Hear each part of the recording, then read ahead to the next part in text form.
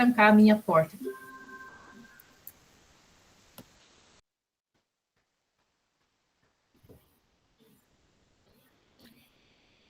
Então, quero dar boas-vindas a todos vocês aí que estão participando deste momento, dessa oficina com a professora Andréia Chachfei. É assim que pronuncia seu nome, Andréia? Sempre falo Fei, mas o nome do meio eu nunca tinha lido. Andréia Chachfei. Isso aí. Então, seja bem-vinda. A gente já fez algumas atividades, né, do The Art com a Andréia. Talvez alguns de vocês já a conheçam, que ela faz parte do grupo de pesquisa em artes, né, da Unicentro. E hoje ela vai trazer para a gente mais algumas questões relacionadas à pesquisa dela, né? Então, a inclusão de mulheres nos livros didáticos, nas produções didáticas para o ensino de arte, o ensino de música, principalmente. Então, damos as boas-vindas a todos. Essa é mais uma programação da CIEP, que é a Semana de Integração de Ensino, Pesquisa e Extensão da Unicentro. Hoje é o primeiro dia, a gente vai até sexta-feira com atividades e logo mais para o final da oficina aqui, eu disponibilizo no chat as informações que vocês precisam para registrar a presença lá no menu do participante no evento. A gente tem aqui alunos do curso de arte, acho que tem alguns nomes que eu não conheço, mas a maioria aqui que eu estou vendo é aluno de arte. Se vocês tiverem como ligar as câmeras, pessoal, a gente optou por fazer no Meet, para a gente poder se ver, poder conversar, né? Então, essa característica, né, de não ser uma palestra, mas de ser uma conversa. Então, é importante que vocês estejam com a gente aqui também. Andréia, vou passar para você, pedir que você se apresente, fale um pouco mais sobre você e aí já vai linkando com a proposta, né? Porque a tua história aí, teu currículo acadêmico tem tudo a ver com a proposta de hoje. Então, seja bem-vinda. Muito obrigada mais uma vez por aceitar o convite, por se dispor, por estar com a gente. Uma boa noite a todos, todas. Eu que agradeço, Daiane, pelo convite, fico muito honrada por poder estar aqui na Semana de Ensino, Pesquisa e Extensão da Unicentro, a Unicentro que faz parte da minha história também e espero continuar fazendo, né, porque estou lá no projeto, no grupo de pesquisa. Mas para vocês me conhecerem um pouco mais, então eu vou me apresentar melhor. Então eu me chamo Andréia, como a Daiane já disse. Eu fiz a minha graduação em música na Universidade Estadual de Londrina, né? Mas eu já estava conversando aí com o Lade antes no começo. Eu sou natural da região oeste do Paraná, né?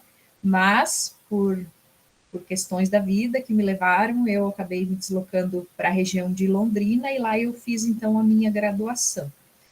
E sempre sonhei com essa área da música, porque a família era bastante musical nesse sentido. O meu avô já regia coral, o meu tio, e a gente era bastante incentivado, assim, pelos pais a ter esse contato com a música. E eu, desde cedo, comecei a tocar flauta doce, com 7 anos, depois eu toquei trompete, fiz aula de piano a partir dos 12 anos, e sempre gostei muito de cantar. Então, a vida me levou a cursar música na UEL, e para escolher isso como profissão da minha vida, né? E aí, depois, eu já estava casada, mas eu resolvi ter os filhos inicialmente.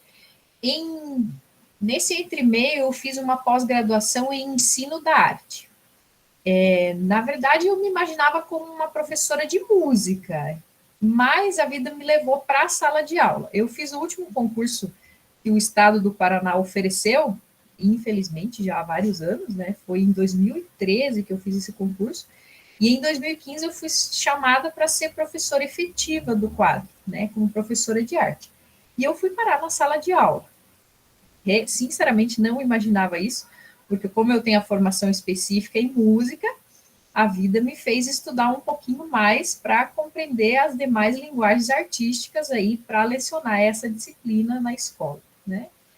E aí, em 2018, eu resolvi prestar a seleção para o mestrado e eu passei na Unicentro, sob orientação da professora Margarida Gandara Raul, e então eu fiz o meu mestrado na Unicentro.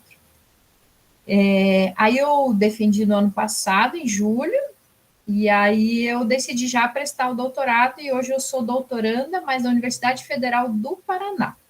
Então eu fiz o mestrado em educação, mas o doutorado eu estou fazendo na área da música. E o meu orientador é o professor Guilherme Romanelli. As pesquisas que ele vem conduzindo lá no programa é com livros, manuais didáticos, né? Então, conforme eu vou trazer essa oficina para vocês, vocês vão perceber a minha trajetória, como ela se conecta aí do mestrado para o doutorado. Então, eu vou fazer uma projeção aqui, mas estou bem feliz aí que eu vejo a Maria Juliane e eu quero que vocês conversem comigo, nem que for pelo chat, tá? Então, eu desenvolvi aqui para a gente ir também conversando. Então, vamos ver aqui se eu consigo fazer uma partilha. Eu acho que deve estar chegando para vocês. Sim, está aparecendo. Muito bem, então. Então, eu resolvi falar um pouco com vocês do que eu venho pesquisando, né, no mestrado e também, em parte, venho desenvolvendo e seguindo a temática no doutorado, né. Ô, André, mas agora a gente não está vendo você. Eu sumi? Sumiu. Você está em duas janelinhas e as duas tá os slides. Nunca Ué? vi isso acontecer. Pois é, que mistério. Eu vou parar de compartilhar, então, e ver se dá de novo. Vamos ver? Deixa eu só ver como é que faz isso aqui. Parei de compartilhar.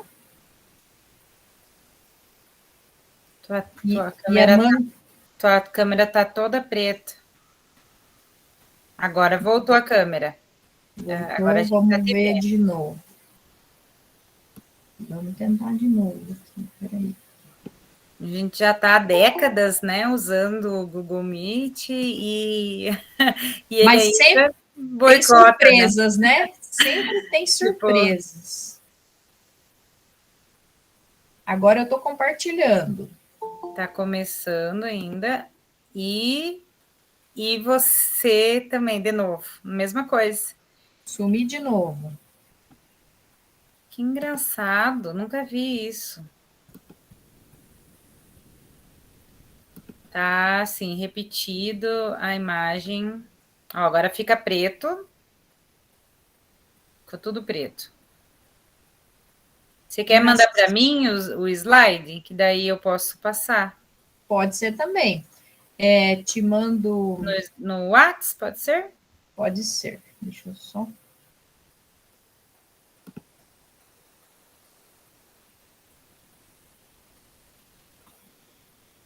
abrir aqui.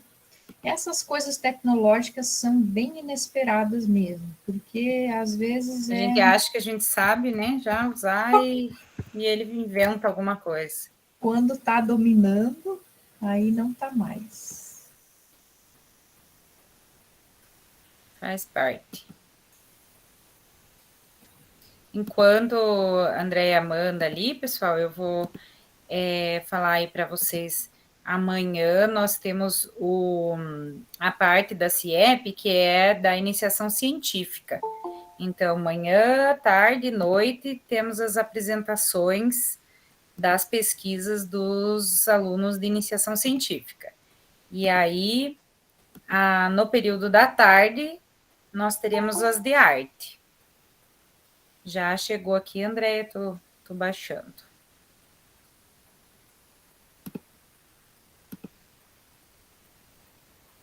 E então, amanhã a gente tem aí as alunas as orientandas da professora Érica e as minhas orientandas, né, as meninas que terminaram a IC,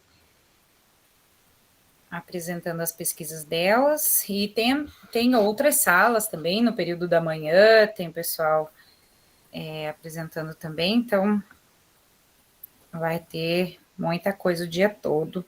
E aí os links estão lá no site. Estou abrindo aqui. Enquanto a Dai vai abrindo ali, eu já vou colar aqui no chat, para eu não esquecer depois, o link da minha dissertação. E depois eu vou orientando vocês com as ideias aqui que eu vou trazendo também.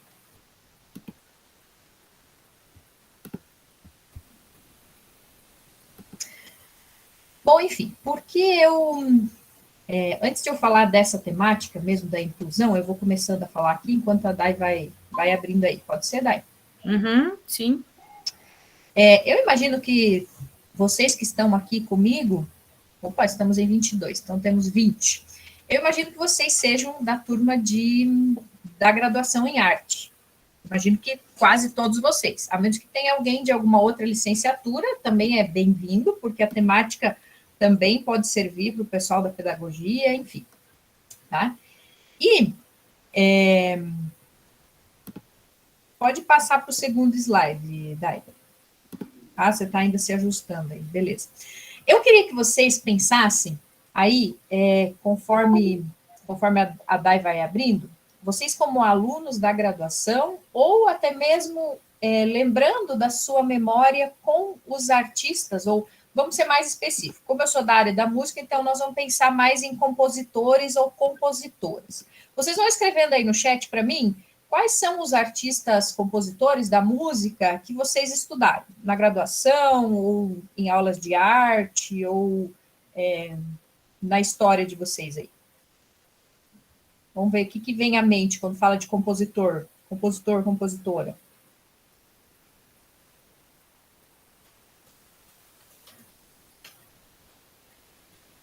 Não precisa ser todo mundo de uma vez, tá? Pode ser, assim, um de cada vez, não tem problema. Pelo menos um compositor, né? Uma compositora, alguém aí de cada um. Então, nós estamos em 23, então pelo menos 23 nomes. Vamos lá, gente.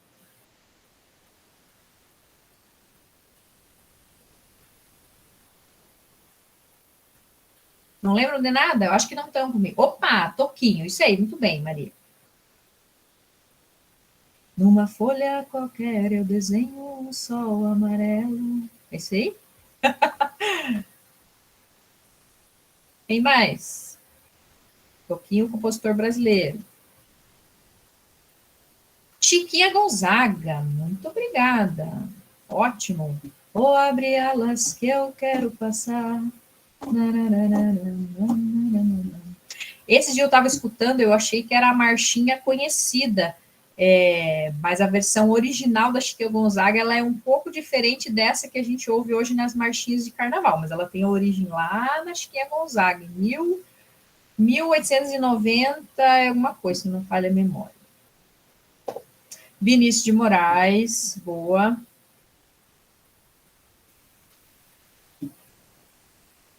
Vocês estão bem brasileiros aí. Música de concerto. Quem vocês lembram de compositora de música de concerto? Por que eu uso esse termo música de concerto? Eu acho interessante. O meu professor, o Guilherme Romanelli, ele gosta desse termo. Às vezes a gente fala de música erudita, música clássica, né? Mas a música clássica, esse nome clássico, ele mais se refere ao período do classicismo, né, em si. No entanto, tem muita gente que se refere a essa música mais, né, requintada, de orquestra, tal, como música clássica. Eu utilizava bastante o termo erudito, né, mas, às vezes, a palavra erudito, ela soa como uma música mais... uma música melhor, uma música já dentro de uma seleção mais, né? Então, eu acho que o termo música de concerto é bacana, assim. Lembra algum compositora de música de concerto?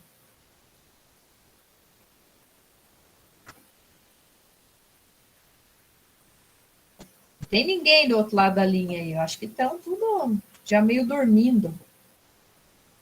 Curso de arte é de tarde, né? Por isso, à noite vocês já estão cansados. Vamos lá, gente.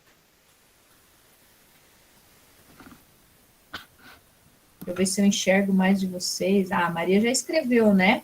Ou pode abrir o microfone também, gente. Podem falar, sem problema. Podem me interromper, podem perguntar. Beethoven, alguém já ouviu falar do Beethoven?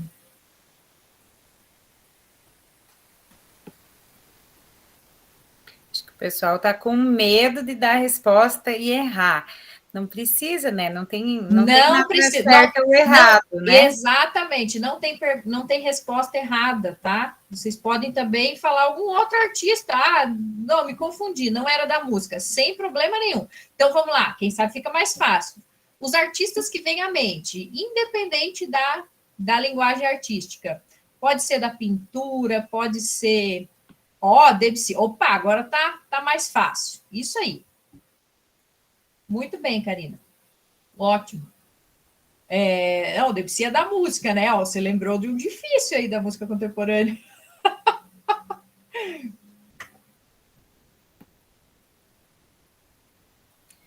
O pessoal do primeiro ano aí teve a primeira aula comigo semana passada. Vocês já... Na primeira aula eu já falei, acho que de uns 3, pelo menos. Bora escrever aí, gente.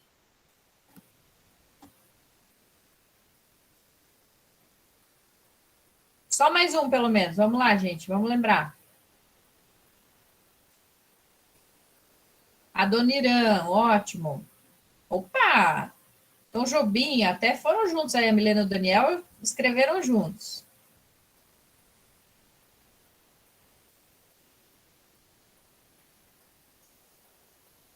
Muito bem, vai passando para frente, Dai. A minha provocação para vocês é para que a gente pensasse numa ideia de diversidade de gênero, tá? Nessa pequena lista que vocês fizeram, vocês não falaram muitos nomes, mas dentre os nomes que vocês falaram, quantas mulheres tinha? Quantas mulheres tinha, Maria? Mostra aí. Uma só perdida ali, né? Uma só, a Chiquinha Gonzaga, tá? Nós, como educadores, nós precisamos nos atentar a uma questão importante que está na legislação também. Então, primeiro eu quero mostrar para vocês um trechinho da Base Nacional Comum Curricular. O que é a base? A base é o documento normativo mais recente que a gente tem que vai guiar nós, como professores, na sala de aula, certo? Então, com base na legislação vigente, né, nós temos lá a LDB, que é ainda oficial e rege, mas a base nacional, ela veio para trazer as normativas mais práticas para nós, né? Então, falando sobre a diversidade lá na BNCC, logo na página 15, a BNCC traz que, no Brasil, um país caracterizado pela autonomia dos entes federados, nós temos acentuada diversidade cultural e profundas desigualdades sociais. Os sistemas e redes de ensino devem construir currículos e as escolas precisam elaborar propostas pedagógicas que considerem as necessidades, as possibilidades e os interesses dos estudantes, assim como suas identidades linguísticas, étnicas e culturais. Tá? Isso que eu estou lendo aqui, ela não se refere só à questão de homem e mulher, que eu estava provocando vocês nessas perguntas aí de quem são os compositores que vocês estudaram. No entanto, vocês podem perceber que teve uma predominância de homens. Estou errada? Vocês falaram só de uma mulher que veio à mente de vocês. Mas a legislação, ela nos fala que o Brasil é um país de diversidade cultural. Se a Daiane passar para frente, vai ter uma pergunta lá, para a gente pensar. Mas o que é diversidade? Diversidade cultural. Alguém dá um palpite aí? A Dai já passou, já deu a resposta aí, não tem problema, tá? Então, quando a gente fala de diversidade, nós temos que pensar no que é diverso, né? E para essa classificação, quando a gente fala de diversidade, nós temos que levar várias questões em consideração. A questão étnica, né? As diferentes raças que nós temos no Brasil. Se a gente for pensar na questão de colonização do Brasil, nós temos diferentes etnias, diferentes raças que aqui colonizaram o Brasil, né? Pessoas que vieram de origem... Bom, primeiro que nós temos que considerar os que aqui já moravam, porque o Brasil não foi descoberto, né? Digamos assim. Já existiam os indígenas, que assim foram nomeados pelos brancos europeus, né? Mas existiam esses nativos que moravam aqui. E aí vieram esses que disseram que descobriram, né? Os europeus, aí, portugueses, espanhóis, aí depois vieram descendentes italianos, descendentes alemães, ucranianos, austríacos, enfim, de diferentes países aí, né? Então, nós temos um Brasil diverso de etnias. Nós temos também um Brasil diverso de diferentes religiões, né? Que precisam ser respeitadas e consideradas. Um dos fatores, quando a gente fala em diversidade, é a diversidade de gênero. Se a gente pensar em gênero binário, nós vamos falar de homem e mulher.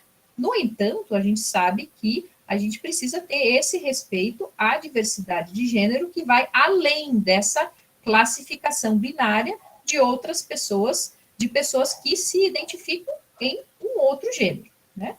A gente, quando fala de diversidade, a gente tem que pensar também na questão das deficiências. As pessoas com deficiências, deficiência visual, deficiência auditiva, deficiência que seja de mobilidade ou diferentes deficiências, também precisam ser consideradas. E, no último escrito lá, a minha cabeça não me leu lá e a Dai parou de compartilhar? Agora sim. A considerar sociais e econômicas, né? Que dizia até mesmo lá na BNCC. Então, é isso que a gente pode ter em mente, assim, quando a gente fala de diversidade. Então, nós, como educadores, nós temos que ficar alertas se aquilo que nós estamos ensinando, ele está considerando que nós temos uma população diversa, né? Nós estamos considerando esses fatores aí. E o meu enfoque maior pode ir para frente, Dai. Que está acontecendo? Desculpa, Andréia, ele está com algum problema, sabe? Ele está sumindo assim, aí eu saio, volto, Pois ele aparece, de repente ele some de novo.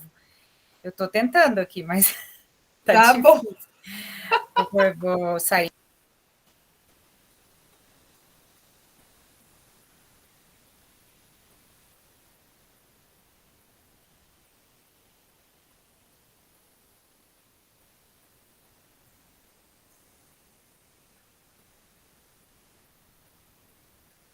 Isso. Agora vocês vão pensar qual é a referência cultural de vocês, ou a nossa aqui presente, né?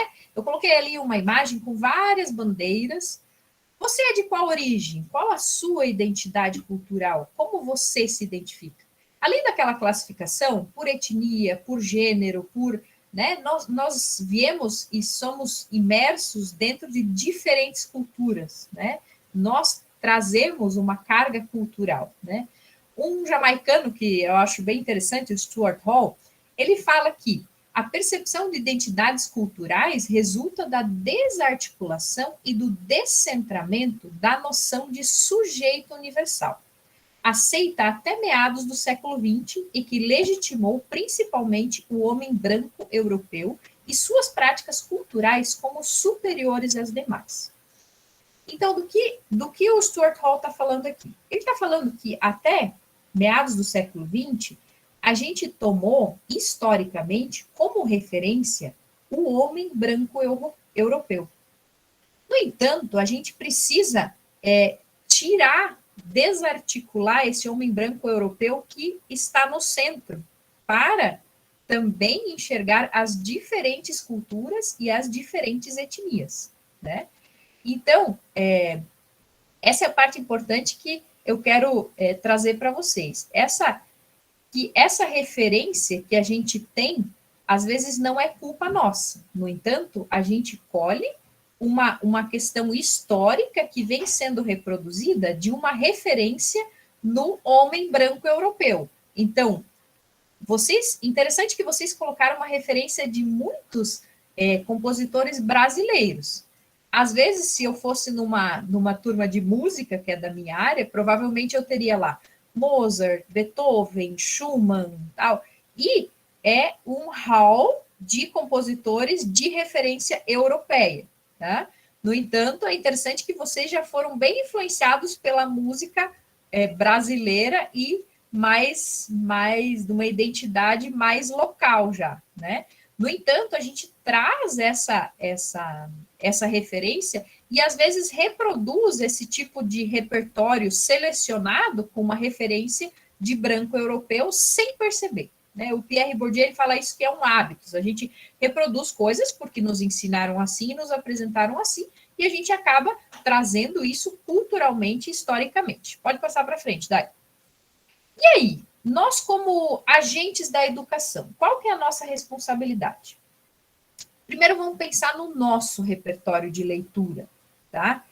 O que nós lemos de livros, agora vamos falar, né? Não, nem pensando em música, vamos pensar de livros. Pensei nos autores que vocês leem, que vocês gostam de ler, ou que foram exigidos para vocês na lista do vestibular. Vocês vão, eu não sei quantos aí estão no computador, mas vocês vão me ajudar aí a dar uma pesquisada rápida. A universidade que eu tenho lá de origem, na UEL, se vocês pesquisarem lá a lista de obras da UEL, que autores será que vão estar lá? Se alguém quiser colar no chat aí. Alguém outro vai lá buscar qual é a lista de leitura que a UFPR está cobrando para o vestibular.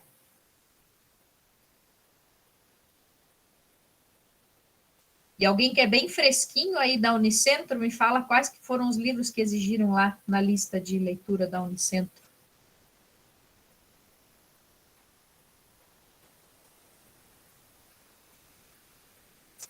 Quem são os autores que lá estavam na lista de leitura?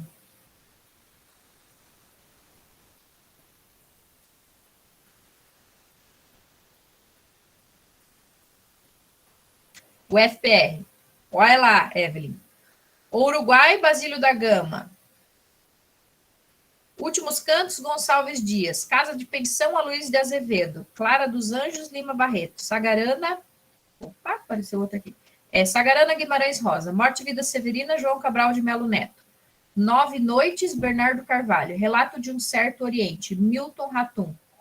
Gente, quantas mulheres e quantos homens tem na lista da UFPR? Por que eu falo essa provocação? Ah, mas não tem problema nenhum em serem só homens, porque talvez eles tenham uma visão de diversidade, André. Claro, pode ser que sim, que eles tenham uma visão de diversidade.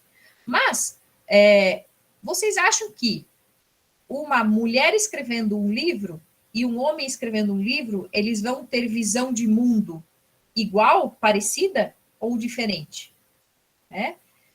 Claro, cada um de nós, como indivíduos, traz uma herança cultural diferente, mas provavelmente a visão que uma mulher tem sobre determinado assunto vai ser diferente que um homem tem.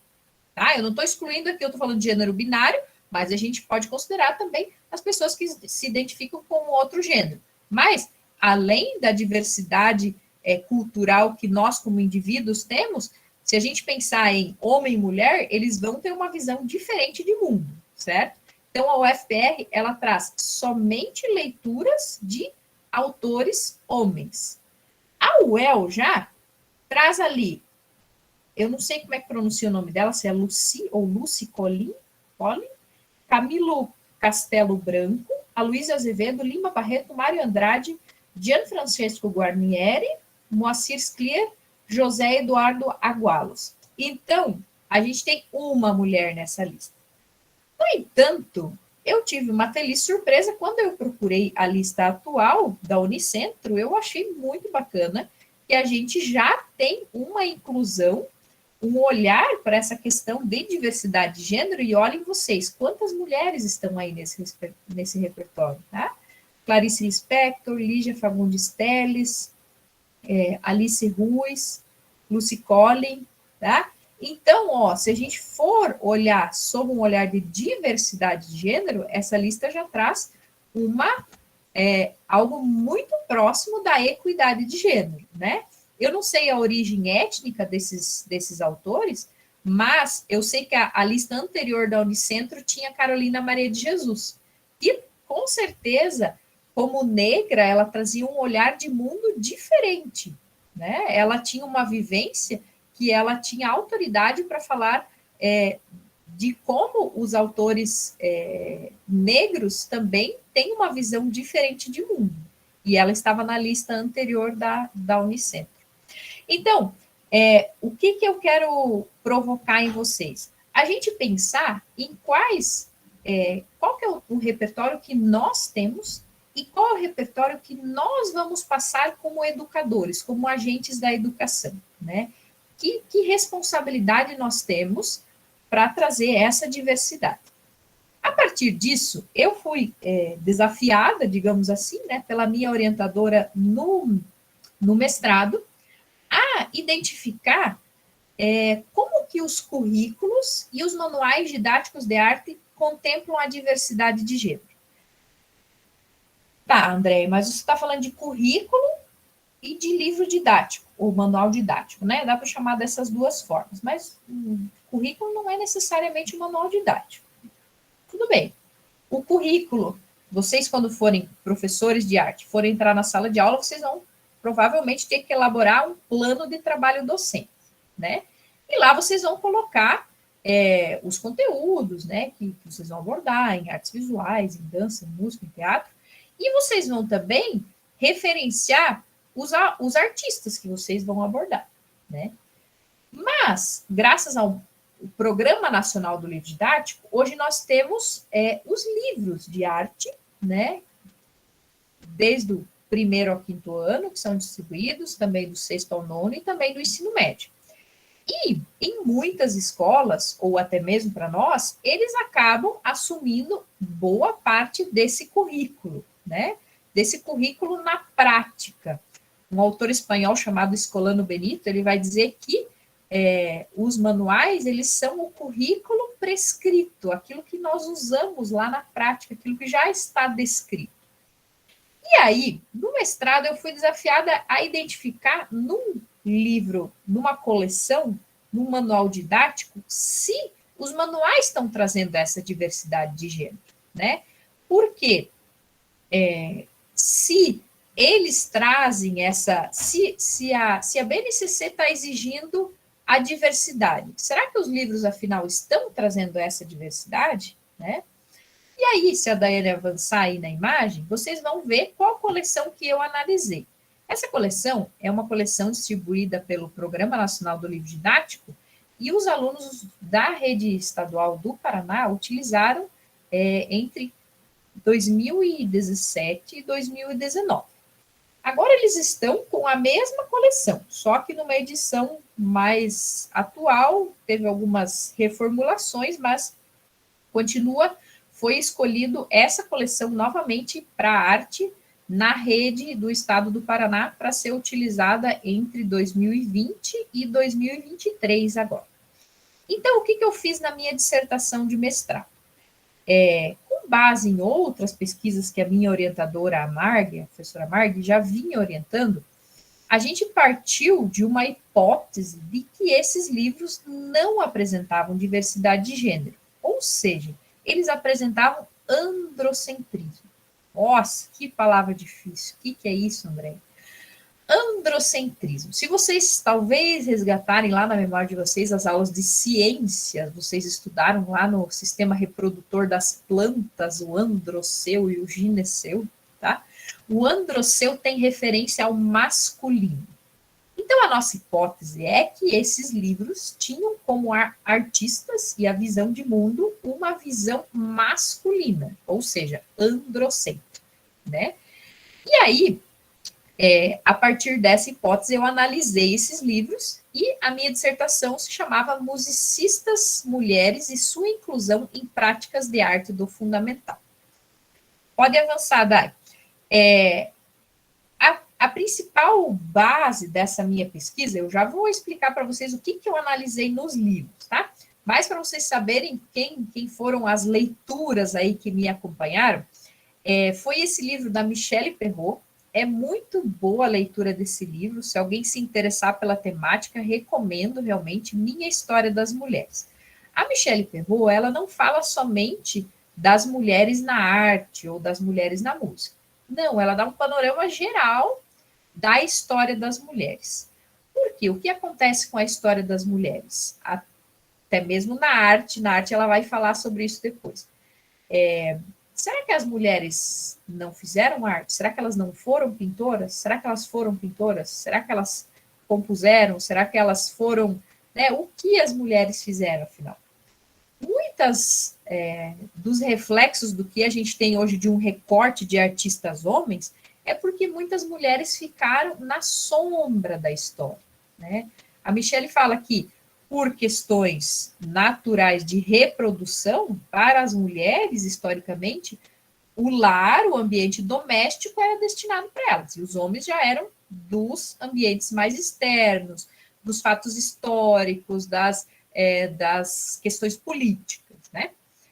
O Pierre Bourdieu, que é um sociólogo francês, ele tem vários livros, gente, o Pierre Bourdieu. Mas um deles, ele fala sobre a dominação masculina, que é esse olhar, essa visão de mundo masculina que acabou tomando conta, né, da história e que nós acabamos reproduzindo isso, né?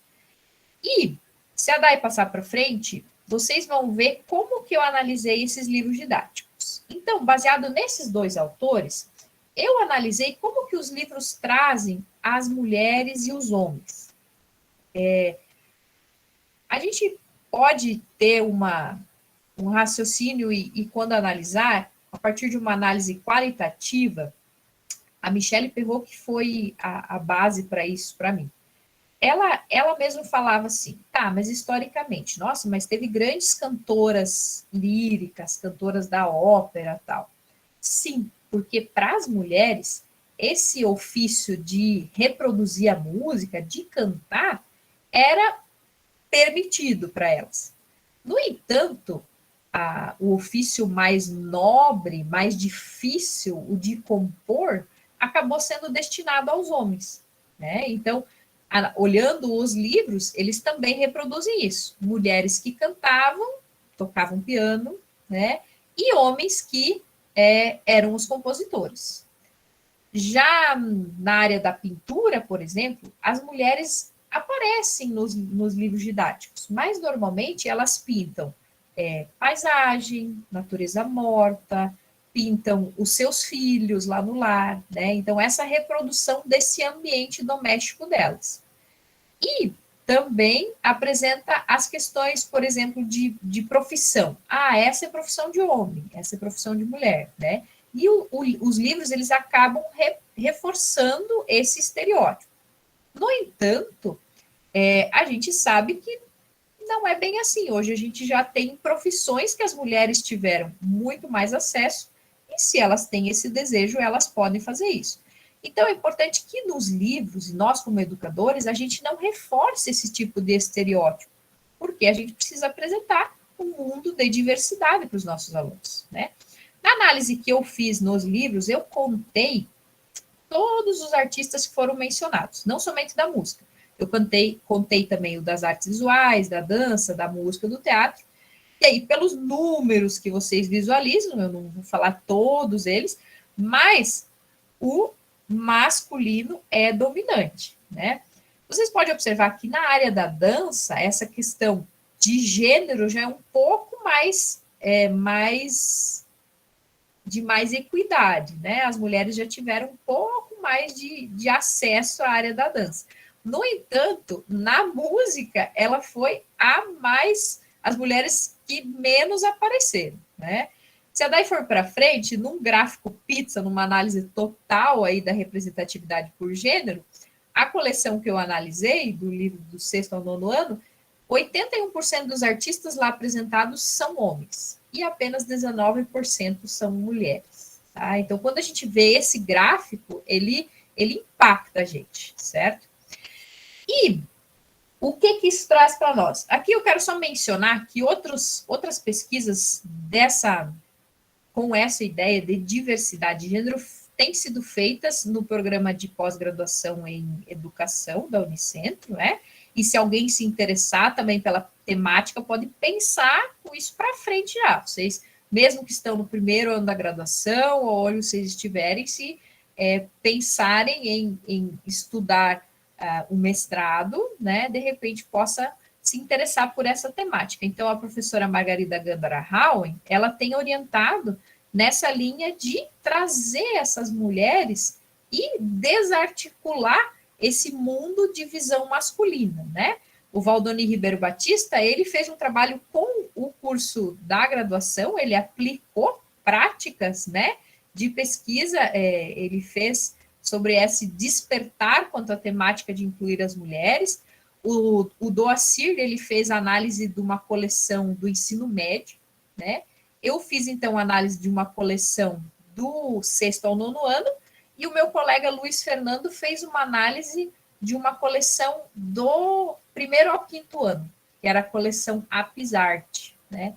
E todas essas pesquisas têm identificado uma visão androcêntrica de mundo, certo? Então, qual que é a ideia? Como que a gente pode mudar essa realidade? A ideia é que a gente amplie os nossos repertórios. Primeiro os nossos e os que a gente traz também na sala de aula, né? Aqui, agora vamos ver esse nosso desafio. O que você acha, Dai? A gente podia, de repente, colar esse vídeo aqui lá no chat e o pessoal assiste direto do seu computador? O que você acha? Pode ser, eu posso tentar colocar aqui também, né? Ou talvez o meu está aberto aqui. Será que eu compartilho daqui? Vou tentar aqui, ó.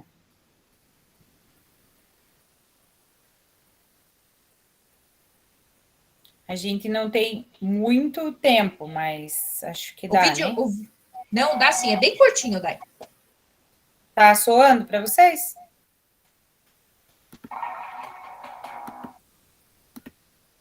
Tá. Era uma vez uma menina chamada Mozart. Isso mesmo, uma menina.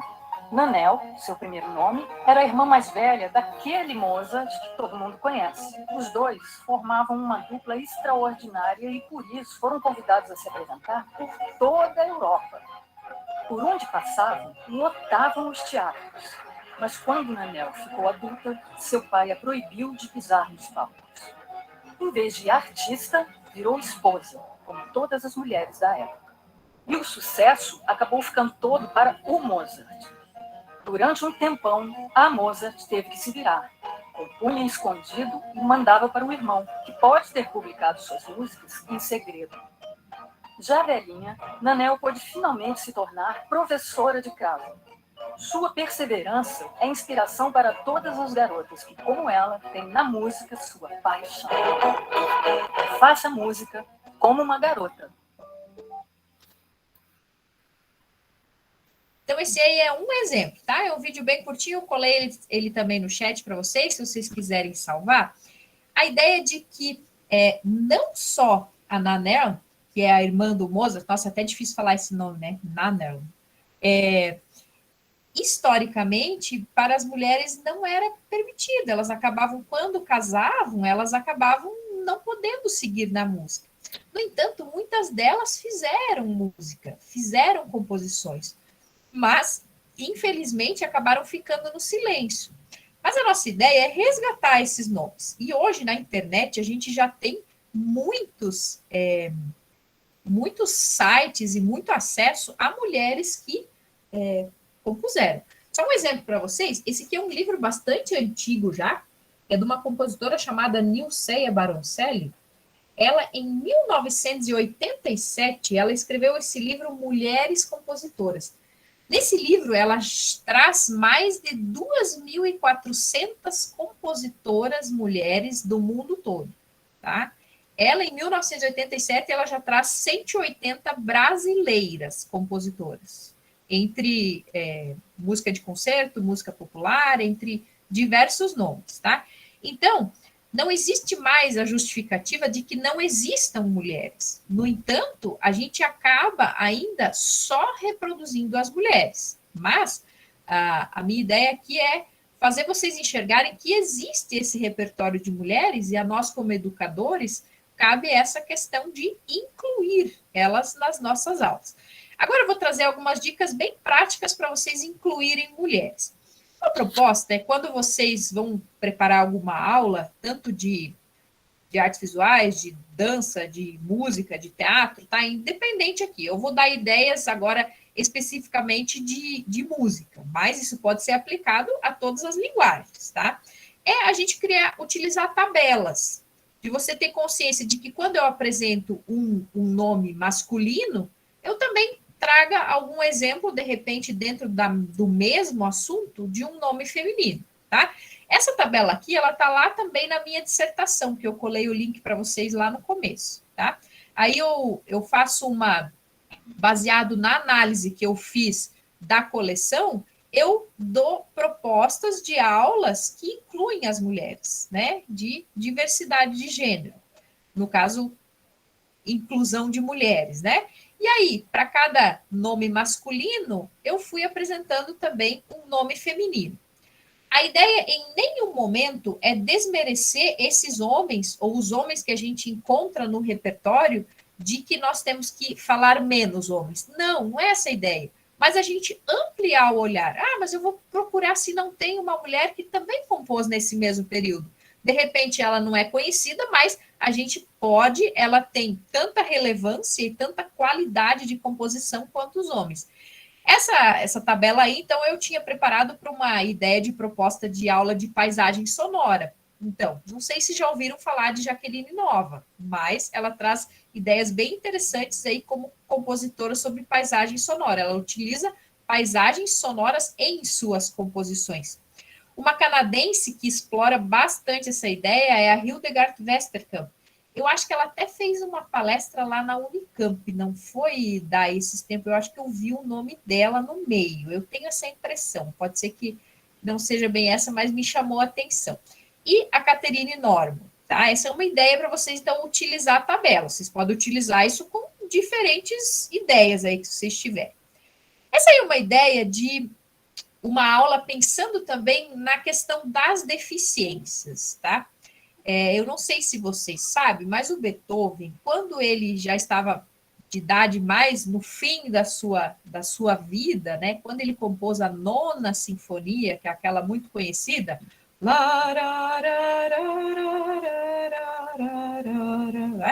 o Beethoven ele já estava praticamente surdo, né? No entanto, as habilidades musicais dele não foram afetadas por conta dessa dificuldade de audição que ele teve, porque ele conseguiu, né? Ele já tinha desenvolvido antes, mas ele tinha essa capacidade de ainda assim compor essa grande sinfonia. E num período histórico parecida, teve uma compositora que se chamava Maria Theresia von Paradis. A Maria Theresia, ela, aos 3 anos, ela ficou deficiente visual, ela ficou totalmente cega. E a professora de música dela conseguiu continuar ensinando ela a tocar piano, e ela cantava também, e ela também se tornou compositora. Ela compôs várias peças. E, então, uma ideia de que as deficiências não são um impedimento para que sejam compositores, artistas e que as pessoas com deficiência elas desenvolvem áreas fantásticas da sua inteligência para serem superadas aí dentro da música. Também, né? E aí eu encontrei no YouTube uma pequena violinista, a Leila Warren.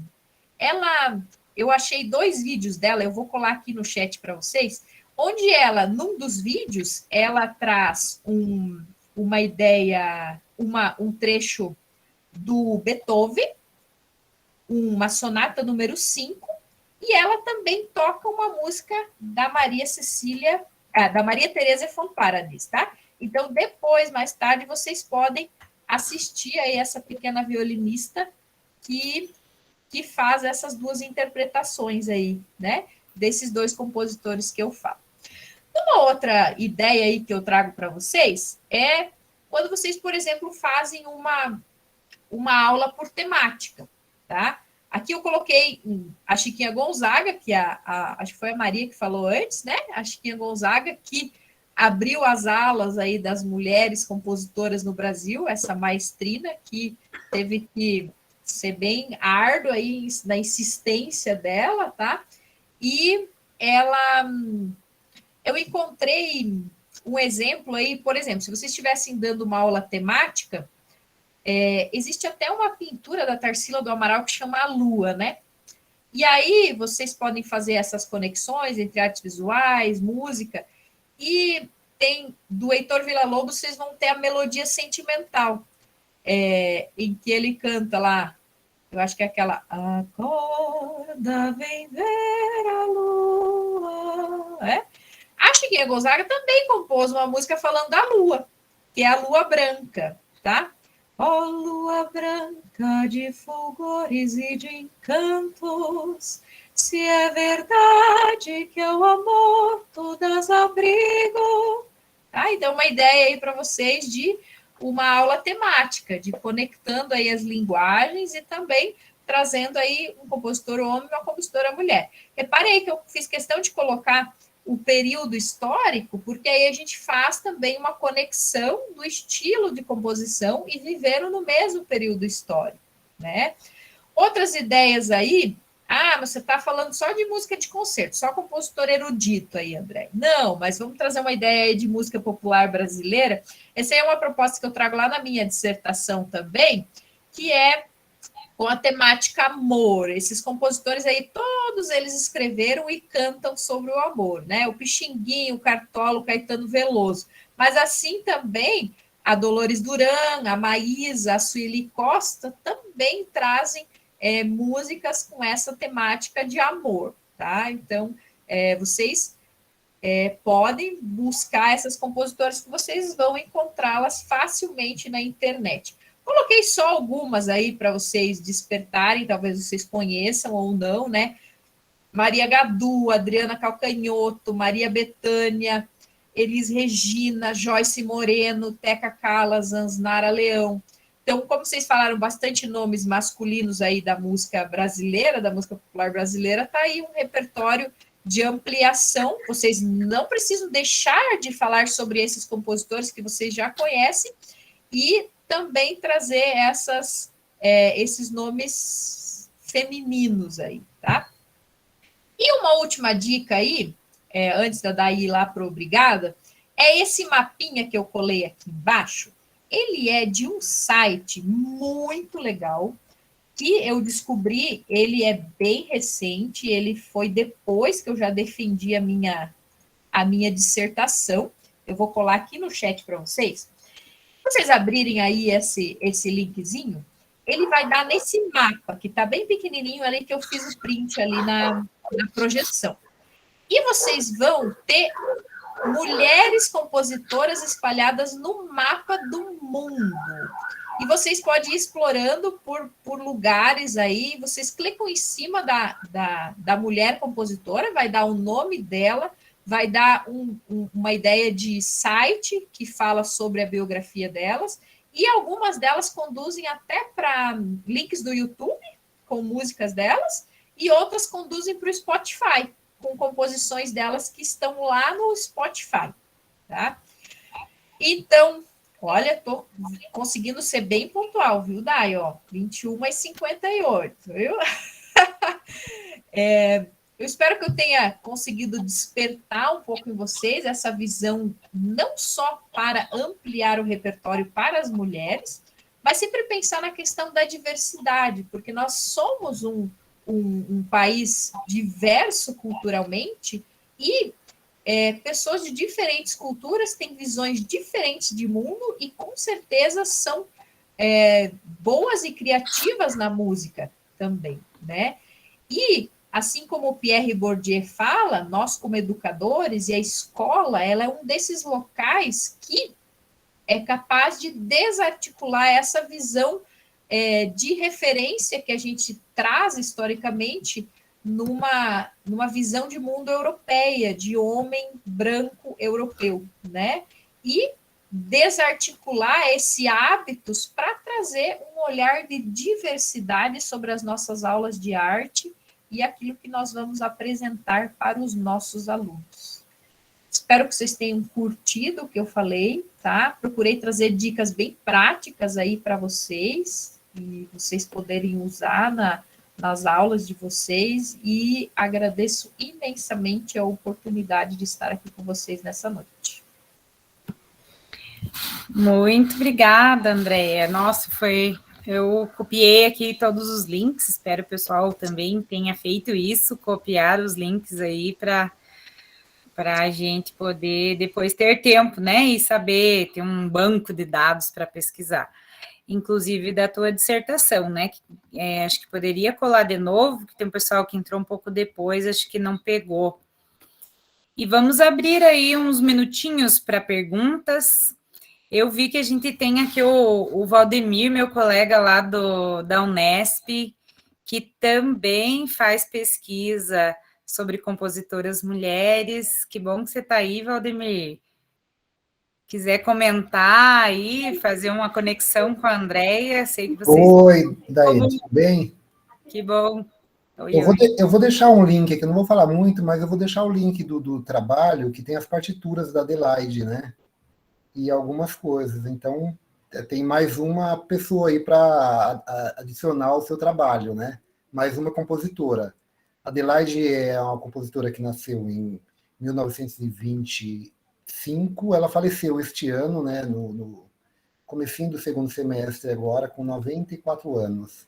Mas está aí a obra dela, tem 2 trabalhos dela, um é um trabalho da obra pianística e eu fui mais nas partituras que não tinham sido editadas ainda, né? E falei um pouquinho da questão da mulher na composição também, né? Mas eu falei um outro enfoque, né? Não que elas são reprimidas, né? Eu falei praticamente, além de tudo isso que a mulher sofreu, ela conseguiu ainda ter alguma supremacia na área, né? Então eu vou deixar, se você permitir, eu coloco o link aqui para quem quiser sim. baixar, tá Por bom? favor. Mas parabéns, viu? Que bom, olha, aí, pessoal, com as conexões de pesquisa, né, em universidades diferentes aí, mas a gente vê que é uma temática super necessária e urgente, né, porque a gente olha esses gráficos que a Andréia traz, a análise dos livros didáticos aí, a gente vê o quanto a gente precisa pesquisar e produzir materiais, né? Então, o Valdemir aí produzindo material, né, de uma compositora, para que a gente possa daí, Andréia, sugerir incluir nos livros didáticos, né? E os nossos aí alunos de arte, a maioria, acho que do pessoal que está aqui é do curso de arte, se tiver mais alguém aí com perguntas, comentários, pessoal, eu já vou colar aqui no chat o código para vocês registrarem a presença, mas vamos abrir aí o microfone, fiquem à vontade, fazer alguma pergunta para a Andréia, tirar alguma dúvida.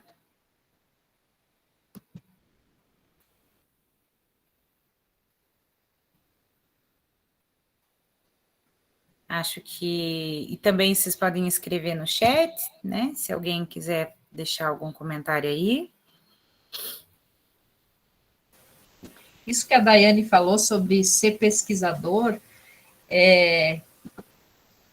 É interessante que a gente faz a graduação, mas quando a gente vai para o mercado de trabalho, a gente se depara com realidades super diferentes, né? E a gente nunca vai ter uma aula pronta, aprendido lá na graduação, não é, Dai? A gente sempre, você pode conversar com mais pessoas assim, lá na realidade é muito diferente. Então, eu motivo vocês, desde já, a serem professores pesquisadores, porque eu acho que os professores pesquisadores, eles saem da caixinha, né? Eles sempre estão em busca de inovar suas aulas. Ah, não, essa aula aqui já está redondinha. Ah, não, mas eu vou dar mais uma pesquisada para ver se não dá para incluir mais alguma coisa, né? Ampliar o repertório. Olha aí, ó, o Adelaide Pereira da Silva, que o Valdemir falou, o nome não me é estranho, em algum lugar eu li sobre ela. Na minha dissertação, ela não está incluída, mas numa próxima eu posso usar aí a Adelaide.